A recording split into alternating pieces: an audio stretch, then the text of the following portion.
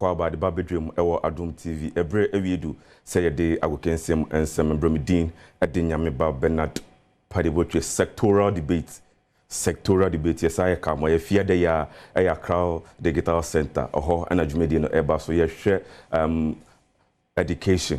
education yes this weekend here NDC MPP omo education manifesto ni ye hwe so omo de ba sen ene bebo man Ghana sen ne bebo amebunu no sen ne bebo nkwala eba sectoral debate ya Adom TV yen ene afasi ya konkonso aye de ebrem fear de ya ewa crowd digital center na bibibi akoso asada kese enkoma bet power me director asantwa ewrade nyame enra oko Kylian Mbappe to score odiska enra numero odi 5000 Ghana cedis ewa bet power so nti asantwa de se kase obayo a obot homode ne ontwa bet na bibibi ankoso anu anso ofani phone na osemeko bet power nti enra odiska into ya bema na se mun diska ya na so otete hwa ma oba ne diska wa se enra so Davido me cameraman no bia diska wa anu so bia botoma e nti ano pay mo sort boys so bia e fine nti no omo na edwume kwa so masene se na no pay me fa wo kensem temptation sar se enra odani we near the Poland I ho and the Europa Super Cup ne told you the 2 goals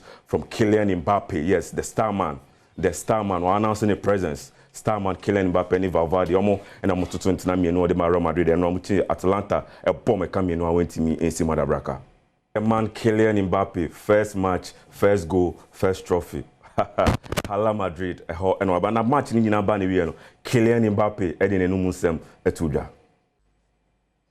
yes is the man Kylian Mbappe na okwa abakosem ewo UEFA Super Cup na Real Madrid si ade omo no moteso omaje makomako insia na Barcelona agienum sanso na AC Milan enso agienum the man Carlo Ancelotti si Super Cup no on e coach odikan a waje makomako enum esi ne serious na say the man enra ne full of histories what you say now so the man Luka Modric, the old Navy, the legend, the living legend, and also Real Madrid abako se mono player odikanya wadi trophies makumako eduonu enson 27 yes the living legend Luka Modric and also enoba mu no beche passes na say Real Madrid their fee and season there so timbie mu pa into bet power this season one come Madrid de chia waso ebeye hyi pa na eno ekopiem ewa amano ne nda ni efa nchire fie odan weni Ghana Football Association President Kurt E.S. Okraku edanini editor Doma ko shia Doma hene Osadifo Osiadeyo Ajima Medu Otosu no ne kwatwetwe nkomo sabia Ghana Football mebetimi afa ntuma pafuna na say ena nkomo twetwe no ekoye very important say you be together you be share ideas and I kasa no okasembi enye obibia na sepsebe pe wasem say oye jumama oman ena enye obia so na sepsebe ade a oye no ebe so dini but say it is hard to me e sha on say oye leader e say o embrace obia regardless of what they think of you, what they say about you, or how well they like you.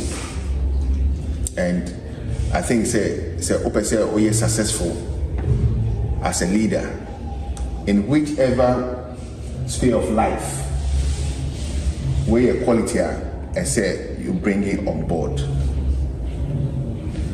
Maybe they say yeah my to me say mesum na som a football for sa to me no e football for ensem e say tebia no ye this sa respect no e ma wo ma almost sa to me no any me ensem because say ediana say dreams say vision say goals are say and sa to me no ye die fi mo say ma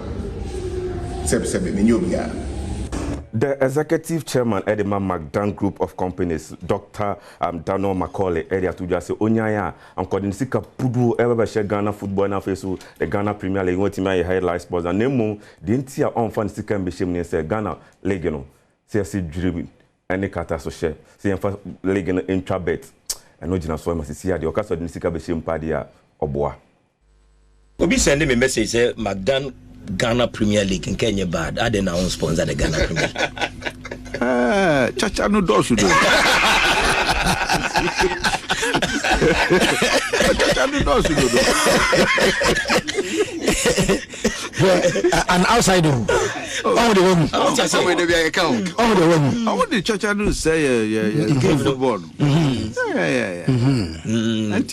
Yes, I didn't sponsor. Oh, much too much. Chacha no. It's right there. Ball and not goalkeeper. Cause na ball na cause. Na Obia we need sports bet. It is true.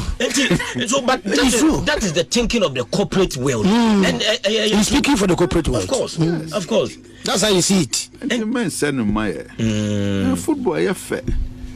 I just say I fair pa. We say I don't think players I'm to make coffee. Yeah. My sanitize game no. Obi send me.